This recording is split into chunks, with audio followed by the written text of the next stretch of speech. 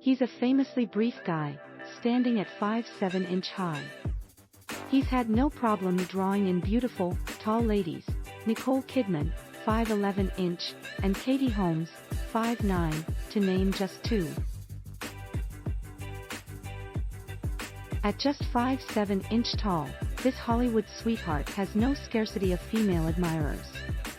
Ladies may not say, "Wow, you're so brief. I want you," but they will feel drawn into him for other reasons. He's funny, lovely, charming, positive, doing well in life, etc. This Harry Potter star is just 5'6" tall.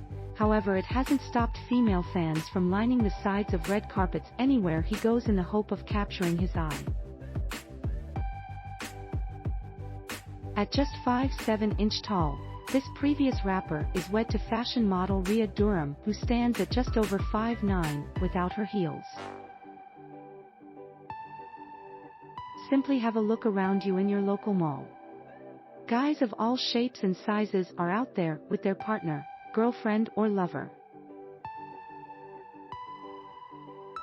They're not all tall, they're not all Hollywood movie star lookalikes, they don't all have an ideal body, and they're not all packed. A short person will not be an ideal match for every single lady he meets, but the same makes an application for high men.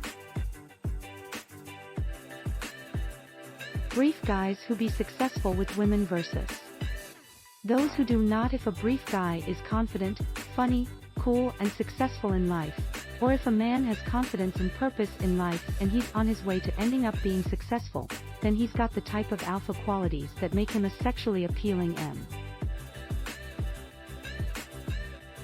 Sure, some ladies will turn down a short person even if he has everything else opting for him, however lots of women won't. The majority of ladies are much more flexible about what they find attractive in a guy than most people realize. For most women, it's not a guy's height that chooses his appearance, it's his character and potential.